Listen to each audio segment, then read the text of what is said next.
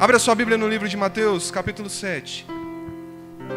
Eu quero falar a respeito de caminho.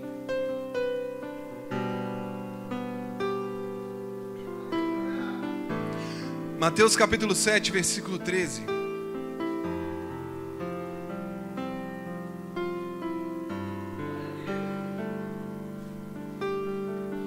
Quem encontrou, diga amém.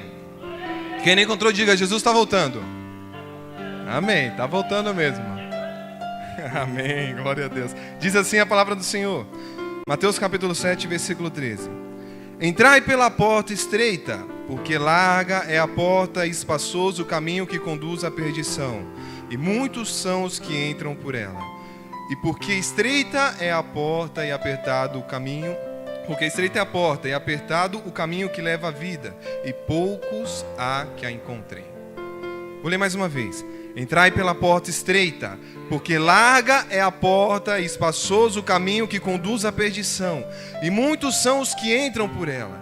E porque estreita é a porta e apertado o caminho que leva à vida, e poucos há que a encontrem. Amém? Feche seus olhos. Vamos orar ao Senhor mais uma vez. Pai, eu te louvo e te agradeço por esta oportunidade, meu Deus, de estar na tua casa. Espírito Santo de Deus, tens liberdade em nosso meio, Pai. Sonde o meu coração, a minha vida, se há algo que pequei contra ti, com olhar, falar, pensar, com ouvir. Eu peço teu perdão, meu Pai, lava as minhas vestes, cubra-me com teu sangue, revista, meu Deus, com as armaduras espirituais. Espírito Santo de Deus, tens liberdade em nosso meio. Se preciso for mudar todo o sermão, que assim seja. Se preciso for, meu Pai, mudar totalmente, faça a tua vontade, que prevaleça nesta noite o teu querer e o teu efetuar. Jesus, seja o centro. Seja o centro, meu Pai, que não vai falar nada de mim, mas sim do teu Espírito. Espírito Santo de Deus, tens liberdade. Jesus, receba, conduza esta palavra, é o que eu te peço, meu Pai. E ore em nome de Jesus. Amém? Você pode dar uma glória a Deus? Eu quero citar algo aqui de um poeta bem conhecido, um poeta chamado Shakespeare. Não quero que vocês prestem atenção, mas que eu não quero enfatizar a vida de Shakespeare. Eu só quero relatar uma frase que é bem conhecida. Ele disse, na sua peça, a tragédia de Hamlet, ele interpretando Hamlet, no momento ele está olhando para uma caveira no seu personagem, de um bobo da corte, no qual ele olha e começa a indagar, e no qual ele tem que tomar uma decisão, se ele deve matar uma pessoa ou não, se ele deve tomar algumas atitudes. E Hamlet, olhando aquela caveira, olhando, ele começa a pensar e surge aquela frase: ser ou não ser, eis a questão. Devo fazer aquilo que é certo ou errado, sim ou não? Mas olhando aquela caveira, aquele crânio, ele olha e fala assim: peraí, eu fazendo o que é certo, o que é errado, no final chega-se a um caminho, a morte. E o que eu devo fazer? Eu não quero dar ênfase a Hamlet nem a sua história, porque o contexto desse livro é bem perturbador. Ele vê um espírito maligno, um espírito do seu pai que estava morto. Não quero dar glória a ele, sim a glória ao nosso Deus. O que eu quero usar nesta noite é esta frase. Quero acrescentar mais uma palavra: cristão. E o que o Senhor ministrou no meu coração: ser cristão ou não ser, eis a questão. Por quê? Essa dúvida tem pairado no coração de muitos filhos do Senhor, se deve ser cristão ou se não deve ser cristão. E qual caminho se compensa verdadeiramente, seguir a Jesus ou não servir a Jesus? E o que acontece? Olhando aquela caveira, ele começa a pensar: o que acontece após a morte? E eu quero entrar dentro deste contexto respondendo essa pergunta de Hamlet, no qual em Hebreus 9, 27 diz assim: e como aos homens está ordenado morrerem uma vez só, vindo depois disso o juízo. Ou seja, após a morte segue-se o juízo. Não existe reencarnação, segundo a palavra de Deus, segundo aquilo que o Senhor nos ensina. Não estou falando de uma religião, estou falando aquilo que o Senhor nos ensina. Não existe reencarnação, não existe você nascer numa planta, não. Após a morte, a Bíblia nos ensina em Hebreus 9, 27, que após a morte segue-se o juízo, e está determinado o homem morrer uma vez só. E a Bíblia diz em Mateus 7, 13, 14, no qual nós lemos que existem apenas dois caminhos após a sua morte. Existe o caminho estreito, que vai te levar a uma vida eterna com Deus, e existe o caminho largo, que irá levar a uma vida de dor e sofrimento no inferno. E qual caminho você tem seguido? Em qual caminho você tem trilhado? Em qual caminho nós, como igreja, estamos seguindo? Nós estamos seguindo o caminho estreito ou o caminho largo? No qual o caminho largo, a Bíblia mesmo relata que muitos irão entrar por esta porta. Muitos estão sendo conduzidos por este caminho, no qual existe uma porta larga. Porém, o caminho que leva uma vida eterna, uma vida de santidade, uma vida de gozo na presença de Deus, é um caminho estreito, ou seja, dá a entender que é um caminho difícil. E qual caminho nós temos andado como igreja do Senhor? Em que caminho nós temos seguido? E essa pergunta que o Espírito Santo tocou em meu coração para trazer à igreja nessa noite foi confirmação que a pastora falou. Se você morresse hoje, ou se Jesus voltasse, para onde você iria? Em qual caminho você está trilhando? O caminho largo ou o caminho estreito? Abra sua Bíblia no livro de Mateus 26.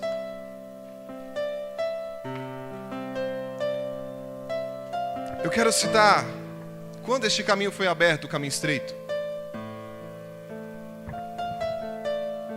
E o que é este caminho? Mateus 26, 36. Neste momento, o caminho, faltava pouco tempo para este caminho estreito ser aberto. Diz assim a palavra do Senhor. Então chegou Jesus com eles a um lugar chamado Getsêmani e disse a seus discípulos: assentai-vos aqui enquanto vou além orar. E levando consigo Pedro e os 2 filhos de Zebedeu, começou a entristecer-se e angustiar-se muito. Então lhes disse: a minha alma está cheia de tristeza até a morte. Ficai aqui e vigiai comigo. Indo um pouco adiante, prostrou-se sobre o seu rosto e orando, dizendo: meu Pai, se é possível, passa de mim este cálice. Todavia não seja como eu quero, mas como tu queres. Versículo 40. E voltando para os seus discípulos, achou-os adormecidos e disse a Pedro: então nem uma hora pudeste vigiar comigo? Vigiai e orai para que não entreis em tentação. Na verdade, o espírito está pronto, mas a carne é fraca. E indo segunda vez, orou dizendo: meu Pai, se este cálice não pode se passar de mim sem eu beber, faça-se a tua vontade.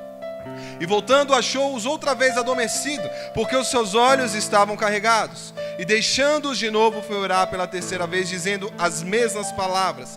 Então chegou junto dos seus discípulos e disse-lhes: dorme agora e repousai. Eis que é chegada a hora, e o Filho do Homem será entregue nas mãos dos pecadores. Levantai-vos, portanto, eis que é chegado o que me trai. Amém, só até aqui. Aqui, Jesus está prestes a abrir o caminho da porta estreita. Por quê? A Bíblia diz que Jesus está no Getsêmani, ele está com seus discípulos, ele sai à parte para orar e leva consigo Pedro e os 2 filhos de Zebedeu, Tiago e João. E a Bíblia diz que ele ora por 3 vezes, ele fala para Pedro, Tiago e João: fique aqui comigo que eu vou orar, mas fique vigiando. E Jesus se afasta dele e ora por torno de 1 hora, porque ele chega até Pedro, ele viu os seus discípulos dormindo, e ali ele chega até Pedro e fala: Pedro, não pudeste nem 1 hora vigiar comigo, Pedro? Vigiai e orai para que não entreis em tentação, porque o espírito está pronto, mas a carne é fraca. Sabe o que Jesus falou para Pedro? Para que você possa entender. Jesus falou: o seu espírito está pronto, ou seja, Pedro já havia reconhecido Jesus como Salvador. Pedro sabia que Jesus era o Salvador. Então, quando ele já tinha aceitado a Jesus como Salvador, e quando você aceita Jesus, você passa pelo novo nascimento. É o que Jesus falou para Nicodemos: você passa pelo nascimento da água e do Espírito. Então, quando você aceita Jesus, o seu espírito automaticamente se liga ao Espírito de Deus. Ou seja, o seu espírito está pronto para morar com o Pai na glória. E é isso que Jesus está falando para Pedro: Pedro, você já me reconhece como Salvador. Pedro, você já sabe que eu sou Messias. O seu espírito, você me aceitou. O seu espírito está pronto para morar comigo na eternidade. Porém, Pedro, a sua carne é de uma natureza corruptível. A sua carne, ela é pecadora. Se você não ficar vigiando em oração, em jejum, se você não estiver em vigilância, a sua carne pode levar o seu espírito, a sua alma para o inferno, Pedro. Por isso que Jesus fala para Pedro: Pedro, vigiai e orai para que não entreis em tentação, porque o espírito está pronto, mas a sua carne é fraca. É assim na vida do cristão. Você aceitou Jesus, nós aceitamos a Jesus como único e suficiente Salvador da nossa vida. O nosso espírito está pronto para morar com o Pai na glória, na eternidade. Porém, Paulo nos fala em Gálatas 5 que há um conflito entre a nossa carne e o nosso espírito.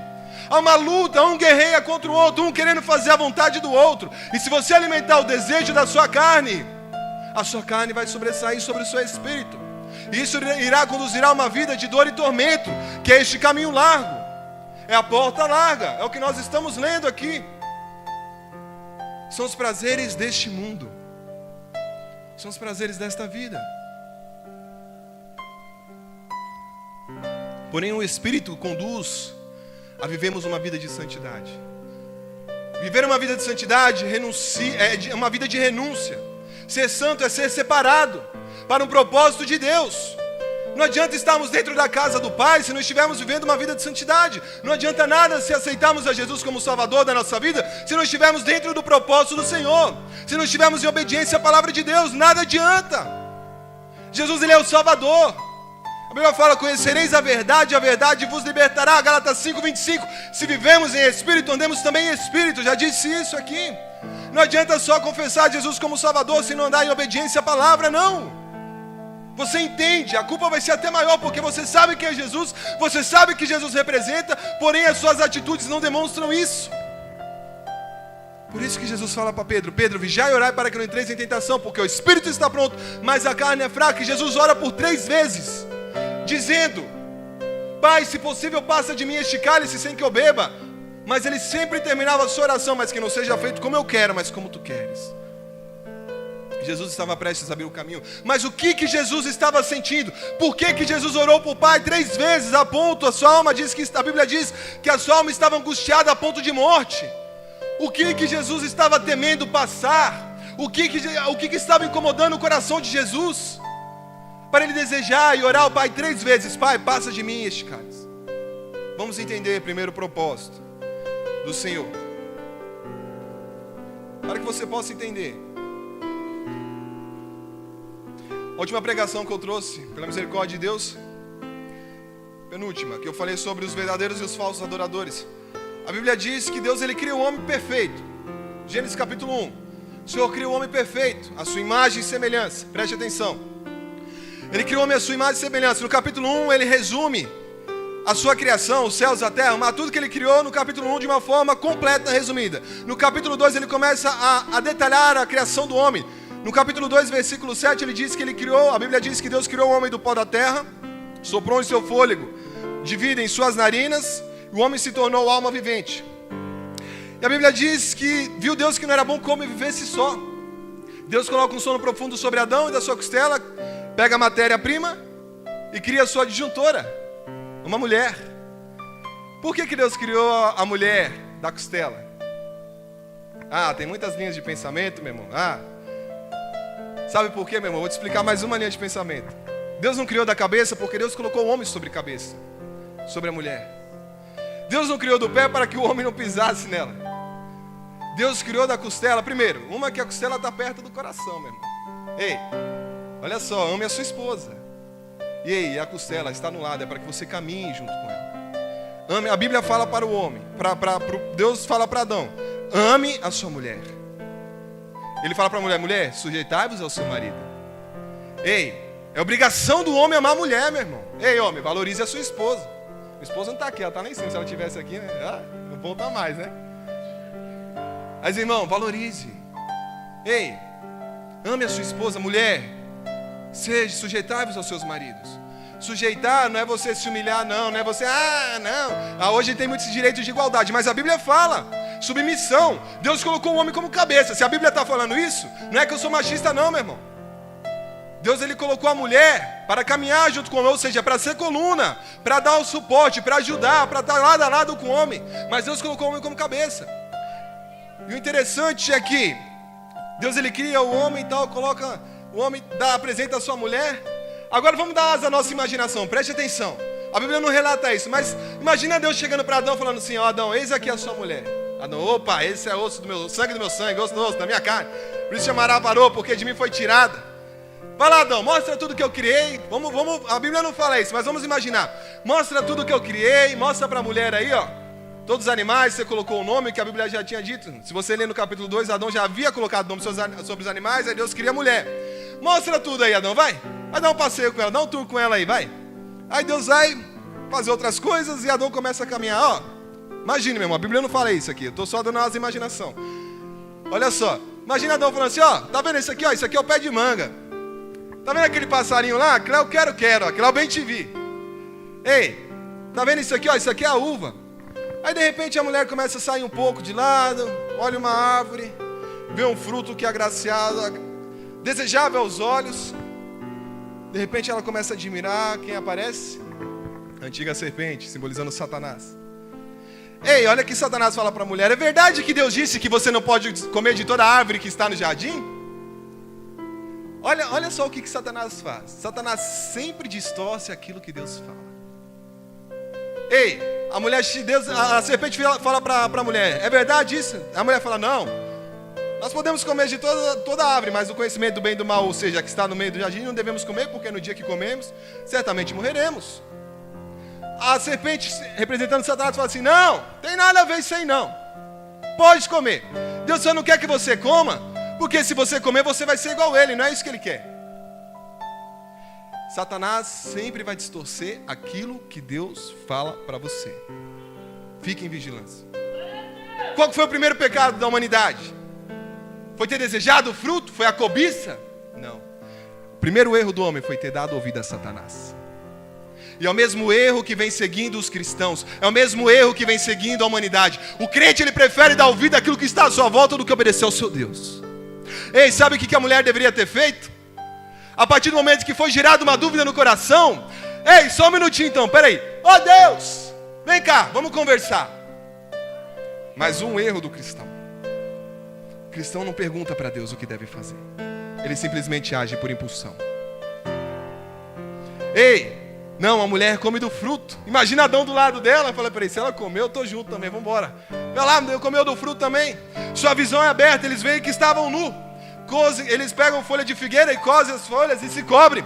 E a Bíblia diz: e vem descendo Deus ao entardecer pelo jardim e chama por Adão. Adão ouve a voz de Deus e se esconde. Ei, primeira lição que eu tenho aqui, sabe qual que é?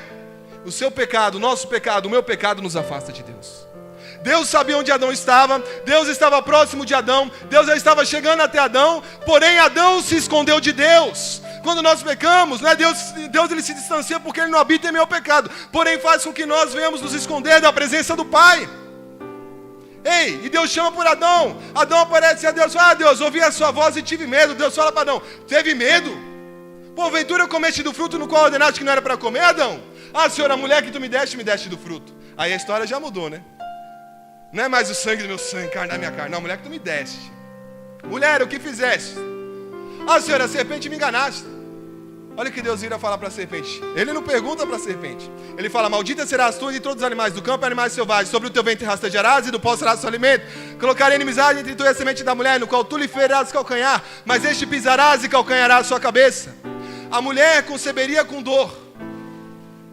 E o homem, por ter dado ouvido à mulher, ele araria a terra produziria espinhos e abrolhos, e com o suor do seu trabalho, ele produziria o seu alimento, até que o pó retornasse, depois do pó vieste. Devido ao pecado de um homem. Aí você fala: ah, mas serviço árduo, meu irmão, devido à desobediência do homem. Deus ele não pergunta à serpente o que fizeste, porque a serpente simboliza Satanás, e Satanás já havia sido se rebelado contra Deus. Deus já havia banido Satanás da eternidade. Satanás não tem mais direito às coisas de Deus. Satanás está esperando o julgamento dele, o juízo final, o grande trono branco. Mas ele vai fazer de tudo para levar o máximo de pessoa com ele. E a Bíblia diz que Deus ele fala para a serpente: maldita será tu entre todos os animais do campo, sobre o teu ventre rastejarás e do pó será o seu alimento. Nós somos criados do quê? Pó da terra. Nós somos alimento para quem? Para Satanás. A morte foi delegada para a vida do homem momentaneamente. Quando o homem pecou, a morte que houve naquele momento foi a morte espiritual. O espírito do homem se desligou do espírito de Deus, porque Deus não habita em meio ao pecado. E toda vez que a santidade de Deus é ferida, a justiça de Deus entra em ação para reparar aquele erro que foi cometido. Por isso que o homem foi condenado à morte. Mas a Bíblia fala em João 3,16 que Deus amou o mundo de tal maneira que deu seu Filho unigênito, para que todos aqueles que nele crêem não pereçam, mas tenham a vida eterna. Deus ele te amou desde o princípio, meu irmão. Desde o princípio Jesus já sabia tudo o que ia acontecer. Deus já sabia, na sua onisciência, onipresença, onipotência, ele já sabia que o homem ia pecar, meu irmão. Mas ele deu oportunidade para o homem escolher em fazer o que é certo ou o que é errado, porque Deus não interfere no seu livre-arbítrio. E é o que tem acontecido na igreja. Deus ele dá oportunidade para os seus filhos em escolher não andar no caminho estreito e no caminho largo. Aí vem um contexto em seguida. Jesus ele já fala para a serpente isso, mas ao mesmo tempo que ele está condenando o homem à morte, ele já fala que do fruto da mulher, da semente da mulher, nasceria um, no qual pisaria a cabeça da serpente. Já estava falando de Jesus na cruz do Calvário. Ao mesmo tempo que ele condenou o homem à morte, ele te amou tanto que ele já deu a vida eterna para você, meu irmão. E é isso que a Bíblia está dizendo. Jesus ele estava prestes a ser entregue. Aí você vê, desde o princípio, Adão e Eva expulsos do jardim. Deus já havia delegado que viria um do ventre da mulher que salvaria a humanidade. Aí você vê Caim matando Abel. Você já vê o diabo trabalhando. O homem foi entregue à mão de Satanás, meu irmão. E o diabo já começou a trabalhar. Você vê um matando aqui, matando outro, incesto, fornicação, prostituição. Terrível. O pecado é o mesmo de hoje. O que muda é a humanidade, só isso. Muda nada, só o pecado é o mesmo. Chega um determinado momento que Deus olha para a terra e fala: vou destruir tudo, não quero mais nada. Me arrependi de ter feito o homem. Deus olha para Noé e vê na vida de Noé um homem reto e íntegro. E ele salva Noé e a sua família. Ele deu oportunidade para aqueles que estavam com Noé adentrar a arca, mas eles não acreditaram. E salva Noé, Cã, Sem e Jafé, suas esposas. E depois da vida de Cã, Sem e Jafé, dos semitas vem Abraão, no qual Deus faz uma promessa para Abraão.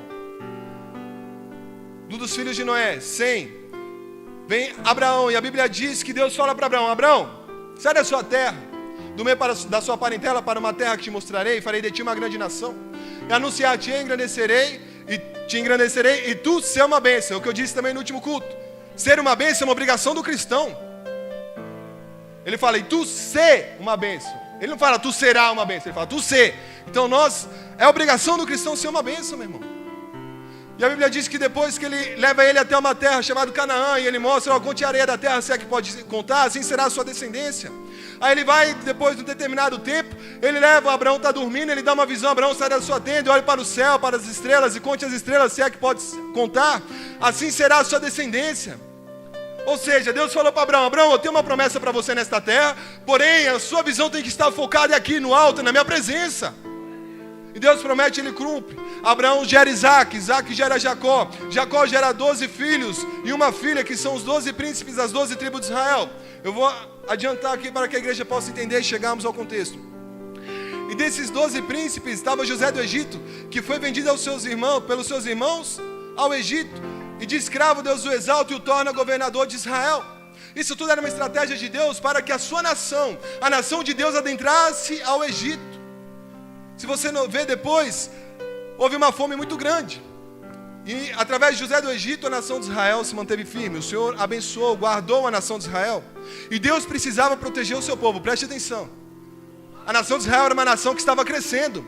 E Deus precisava colocar ele debaixo de uma cobertura de uma nação grande, para que quando ele começasse a crescer, as outras nações não viessem adentrar, se destruísse Israel. Então ele ficou no Egito. Mas chegou um determinado momento que Deus precisava tirar Israel do Egito. E ele endurece o coração de Faraó.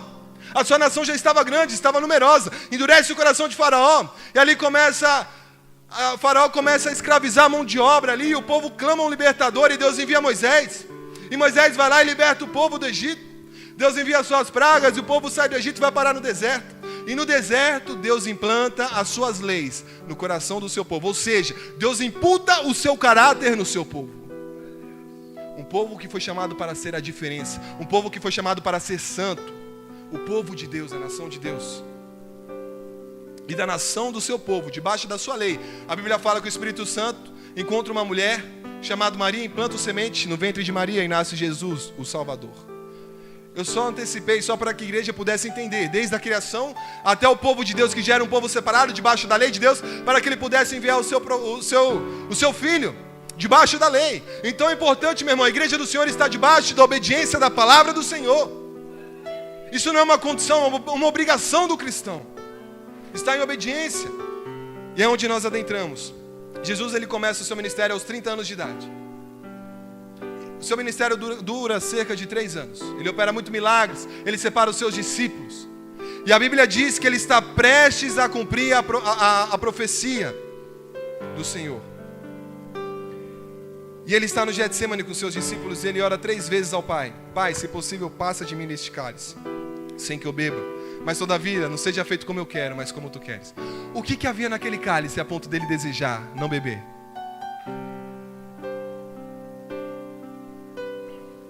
Por que ele orou 3 vezes? Existem várias linhas de pensamento. Uns dizem que Jesus teve medo de morrer, ou medo por tudo aquilo que ele ia passar. Medo de morrer eu não acredito, meu irmão, porque em Romanos 6, 23 diz Porque o salário do pecado é a morte, mas o dom gratuito de Deus é a vida eterna por Cristo Jesus nosso Senhor. Se o salário do pecado é a morte, Jesus não pecou, então a morte não tinha poder sobre ele. Por isso que ele se entregou.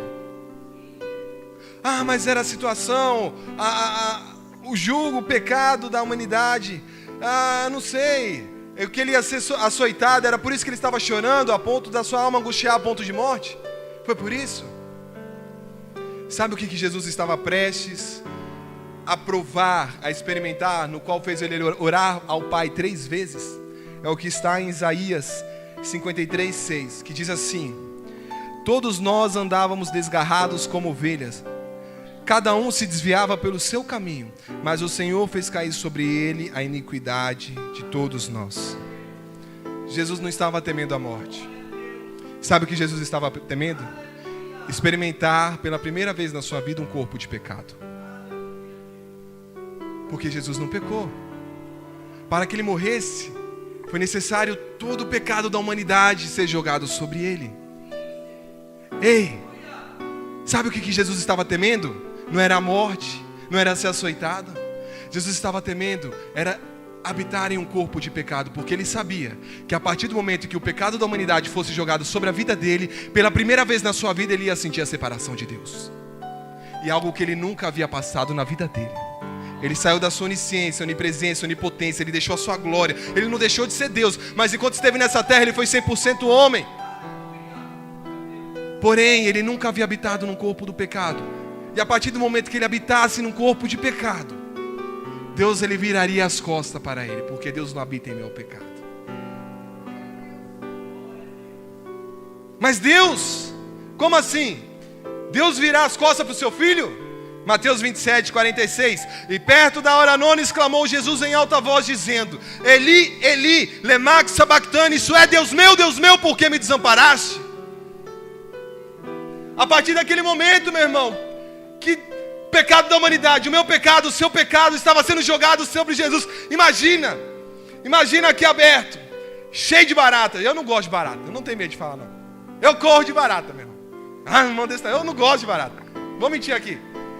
Mas um dia eu peguei uma que pegou nas minhas costas, eu pisei tanto nela, meu irmão, que só misericórdia. Agora imagina aqui, aberto. Pegue as suas mãos, amarre as suas mãos, abra a sua boca com algo. Pega, enche de rato, escorpião, barato, amarra os seus pés e joga você dentro disso aqui. É a mesma coisa que Jesus estava sentindo. Ele nunca havia habitado um corpo de pecado, meu irmão. Olha o sacrifício que meu Deus fez por amor à minha vida e à sua vida, para que nós pudéssemos adentrar uma vida eterna com Ele. E a partir do momento que aquele caminho foi aberto, Jesus ele se entregou, Jesus deu a sua vida, o seu corpo ali, Deus virou as costas para ele, ele sentiu a separação de Deus. Ele fala: Deus meu, por que me desamparaste?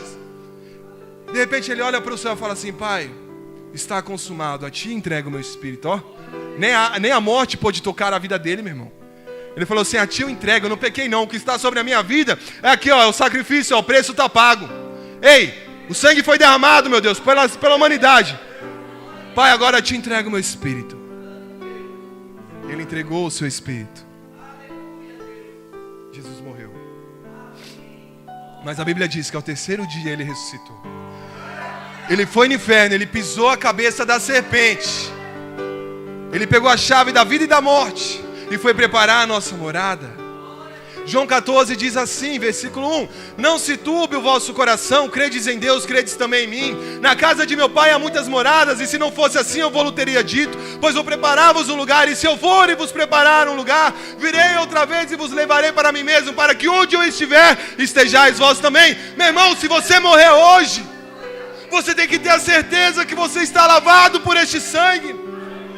Você não vai ficar dormindo não, o seu corpo vai para o pó. Porém Jesus ele já disse: para onde eu estiver, estejais vós também. Meu Deus está preparando a nossa morada. Então você vai estar junto com Jesus, preparando a morada com o Pai. Meu irmão, um sacrifício muito alto foi pago na cruz do Calvário, para que você tenha a indecisão, a incerteza de que você não está salvo. Por quê?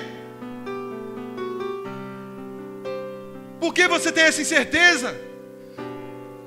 Você está no caminho largo? É compreensível ter essa incerteza. O Espírito Santo está tocando o coração nessa noite. Eu sei que Ele já está tocando o seu coração nessa noite. Foi tudo isso que ele passou. João 7:24 diz assim, Jesus falando: Pai, desejo que onde eu estou estejam comigo também aqueles que me tens dado, para verem a minha glória, a qual me destes, porque me amastes antes da fundação do mundo. Se você morrer, meu irmão, você vai para onde Jesus estiver. Porém, você só vai adentrar a eternidade com Deus se você estiver no caminho estreito. Jesus, ele diz, João 14, se não me engano 6, 7, eu sou o caminho, a verdade e a vida. Ninguém vem ao Pai a não ser por mim. O único acesso a Deus é Jesus. Um dia sim. Falar, mas todas as religiões levam a Deus. Leva. Como assim? A Bíblia diz que lá no grande trono branco, todo olho verá e toda língua confessará que Jesus Cristo é o Senhor. Ou seja, toda religião um dia vai chegar perante Deus para confessar que Jesus Cristo é o Senhor. Porém, o único que pode dar a salvação é Jesus Cristo de Nazaré. O único caminho que leva uma vida eterna com Deus é Jesus Cristo de Nazaré. Porém, para que nós possamos herdar essa vida eterna com Deus, nós temos que viver uma vida de santidade, uma vida de renúncia, uma vida de obediência à palavra de Deus. Nós estamos vivendo uma geração que é a geração do arrebatamento. Escute o que eu estou falando, meu irmão. Jesus está voltando, os sinais estão se cumprindo, o anticristo já está aí, ele está para se revelar. Ei, Jesus está voltando, este é o ano decisivo. Alguma coisa vai acontecer, porque este ano a nação de Israel se completa 70 anos. A Bíblia conta uma geração por 70 anos. E a Bíblia diz que não se passaria esta geração sem que tudo isso acontecesse. E os crentes ainda estão brincando de ser crente. E os crentes deixam a casa do pai para pular carnaval. E os crentes, os jovens, não estão se importando em viver uma vida de santidade. É ficar a qualquer custo, ficar por qualquer maneira. É prostituição, é fornicação, é lascívia, é adultério. Jesus está voltando, saia do caminho largo, entre no caminho estreito. Eu não estou aqui para condenar não, meu irmão. Quem faz isso aí é Satanás. Jesus, ele não acusava o pecado de ninguém, ele perdoava o pecado de quem? Dos seus filhos. Porém, Satanás que acusava. Ei!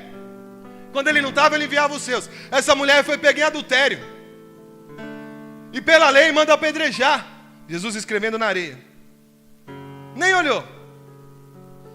Aquele que não tiver pecado, que atire a primeira pedra. Ei! Os religiosos daquela época não teve um que jogou. Jesus só olha para a mulher, vai filha, e não peques mais. Ei, não se preocupe com o telhado do seu irmão, não olhe o seu telhado. Não dê lugar para Satanás e ficar apontando o pecado do seu irmão, não. Comece a olhar o seu telhado. Analise a si mesmo, a Bíblia diz, analise o homem a si mesmo. Nós como cristãos, meu irmão, vou encerrar, nós temos que despertar. Jesus está voltando. O diabo não brinca de ser diabo. O diabo veio para matar, roubar e destruir. Deus, ele veio para dar vida e vida em abundância. Não adianta você só aceitar Jesus como seu Salvador se você não estiver em obediência à palavra de Deus. Paulo disse, há uma luta entre a nossa carne e o nosso espírito. Se nós alimentarmos a nossa carne vai levar a nossa vida para o inferno. Agora, se alimentarmos o nosso espírito, nós teremos uma vida eterna com Deus. Renuncie os prazeres deste mundo. Nós somos templos do Espírito Santo de Deus. O Espírito Santo de Deus não habita em meio ao pecado. Se você está pecando, então o Espírito Santo não está habitando em você. Renuncie a si mesmo, renuncie a sua carne. Todos nós somos falhos, todos nós somos pecadores. Eu sou o primeiro, meu irmão, a estar aqui em cima desse altar. No último culto eu falei coisas que eu já vivi, coisas que eu já fiz que desagradou o coração de Deus. Foi doído, mas Deus me trouxe para a posição. Eu entendo que o pecado não deve ser camuflado, o pecado não deve ser ocultado, não. Mas deve se ensinar, sim, qual é o caminho certo e o caminho errado. Porque no dia de amanhã, quando Jesus voltar, o Senhor, ele vai requerer da minha vida e da sua vida isso. Por que, meu filho? Você sabia que era errado, por que não ensinou? Por que, meu filho, você sabia que não era o caminho? Por que não demonstrou? Por que não exortou? Porque não trouxe para a posição. E é isso, é obrigação de todo cristão. Não é obrigação só do pastor, não é obrigação do ministro, não é obrigação dos levitas. Não, é obrigação de qualquer cristão analisar o homem a si mesmo, direcionar a igreja do Senhor. Aqui é um corpo de Cristo. Quantos estão entendendo o que o Espírito Santo está dizendo? Quantos me dão 5 minutinhos? 5 minutos? 5, 10 minutinhos. Tem o 15. Eu quero ler algo rapidinho, Lucas 15. Eu preciso ler isso, eu preciso que você entenda.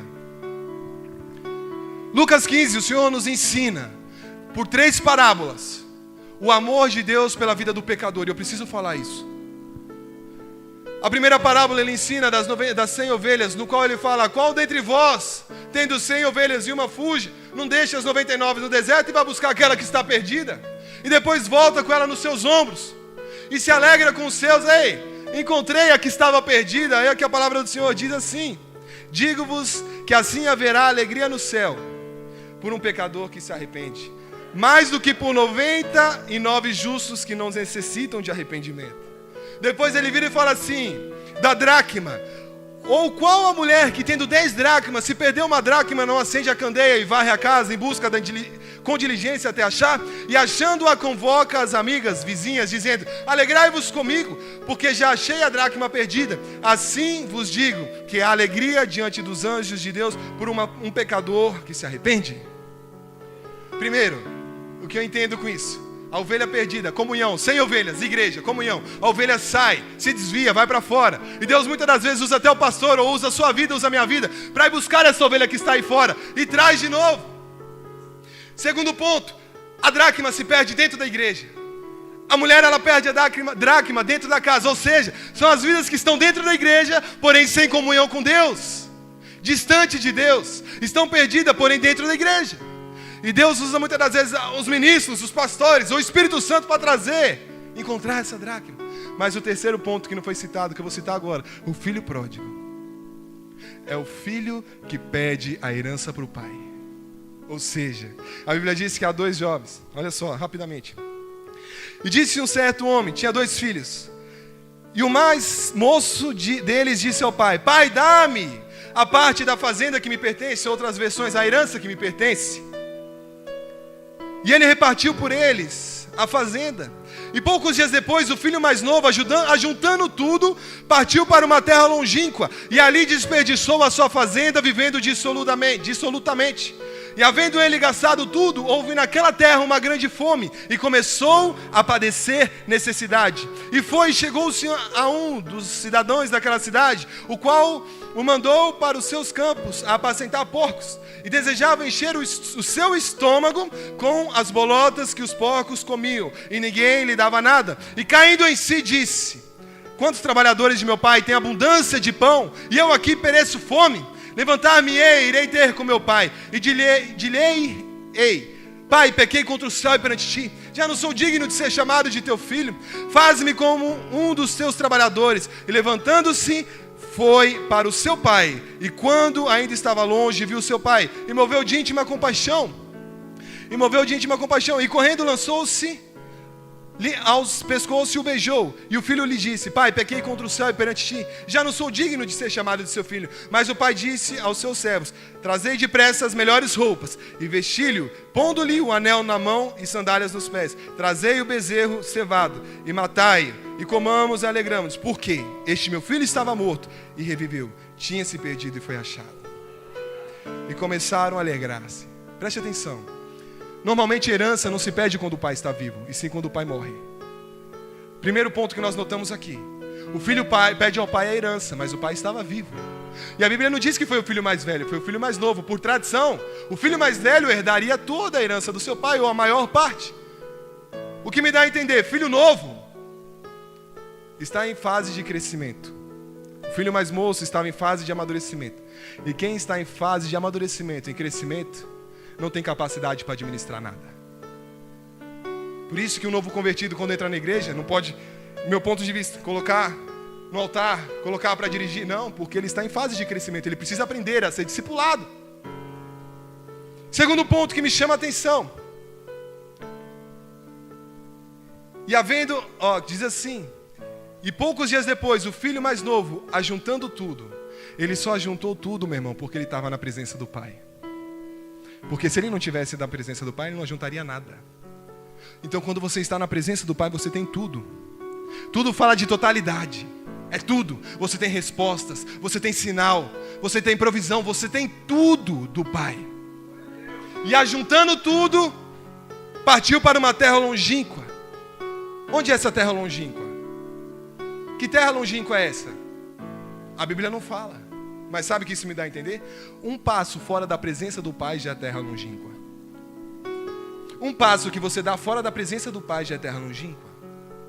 Você pode estar na casa do Pai, mas você está em uma terra distante. Que passo é esse? É quando eu escolho viver os prazeres deste mundo ao invés de viver na presença do Pai.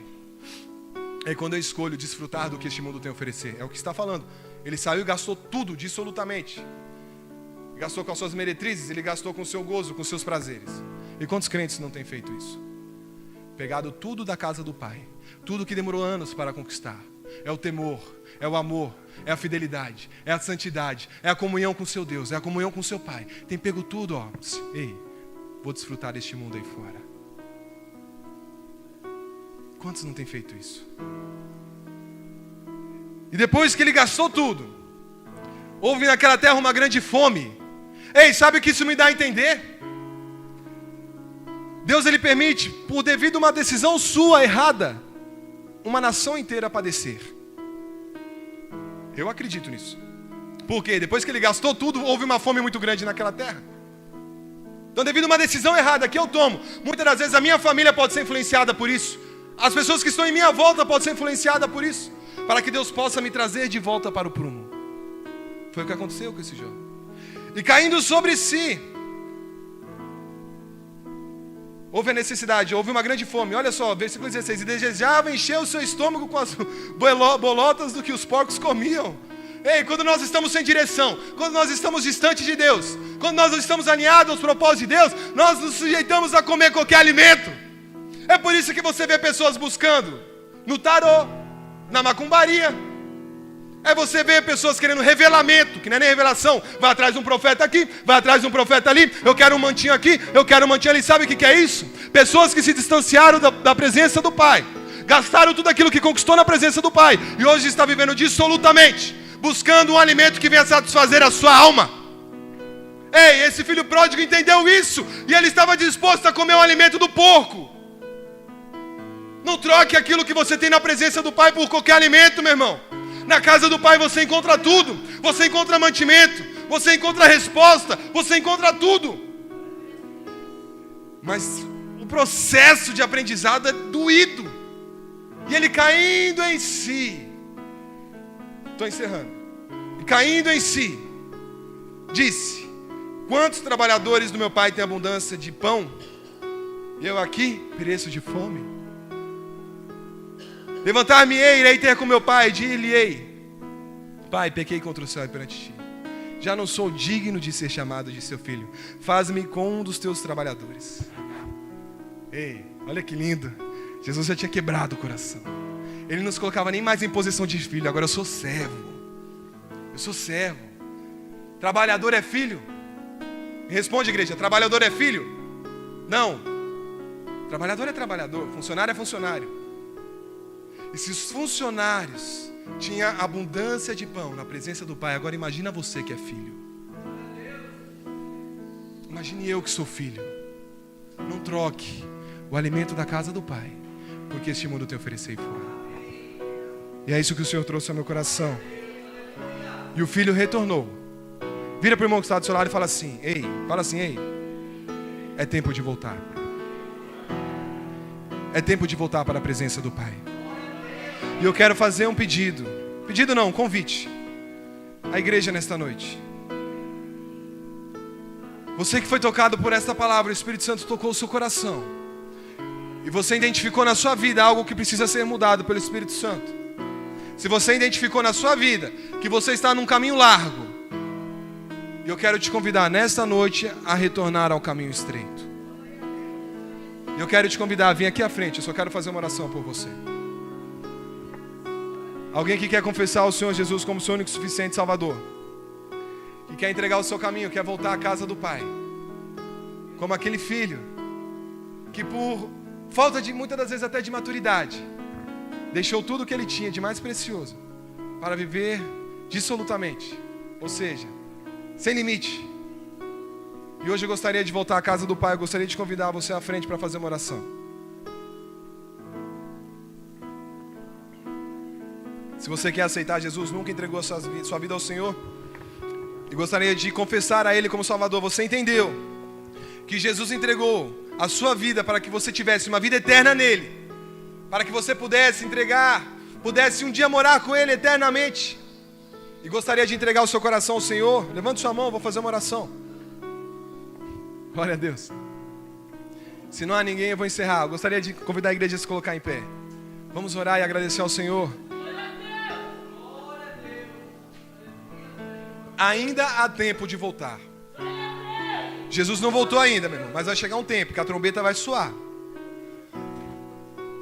Eu costumo dizer, você, jovens, eu sou jovem, né, meu irmão? Bruno, me ajuda aí, Bruno. Glória a Deus. Jovem pode beijar na boca? Escuta o que eu vou te falar. Pode. Jovem pode fornicar? Pode. Jovem pode manter relação sexual com sua namorada? Pode. Jovem pode ir pra balada? Pode. Pode ir pro carnaval? Pode.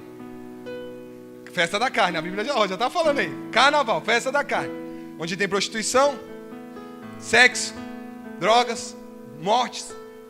Uma escolha sua. Ah, o jovem pode roubar, matar, prostituir? Pode. Sabe a única coisa que ele não vai poder? Ouvir o som da última trombeta. Você tem liberdade, meu irmão. Quer fazer? Faz. Mas hoje você está consciente, o caminho é errado. É o caminho largo. Quer fazer? Faça. Porém, você só vai herdar uma vida eterna com Deus se estiver no caminho estreito, em obediência, renúncia ao pecado, renúncia à prostituição, renúncia à fornicação, renúncia ao carnaval mesmo, renúncia aos desejos dessa carne. E quando você alimenta o seu espírito, assim você tem uma vida eterna com Deus. Não é fácil não, meu irmão. A carne é viciosa. Porém, a carne, ela é, como que diz, treinada. Ela é, vamos dizer, não é discipulada, tem outro nome. Condicionada. Doutrinada. Oh, glória. É isso aí. Como que eu faço isso? Quando eu me alimento, a Bíblia fala que a fé vem pelo ouvir a palavra de Deus. Eu me alimento das coisas que vêm de Deus. Aí minha carne começa, meu espírito começa a se alimentar e se fortalecer. Eu tenho forças para resistir ao pecado.